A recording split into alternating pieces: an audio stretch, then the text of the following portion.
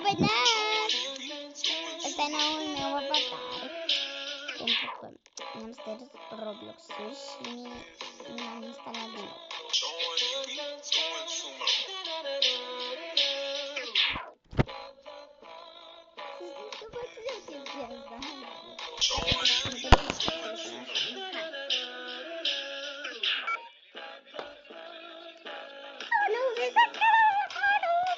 Sper că v-a plăcut episodul.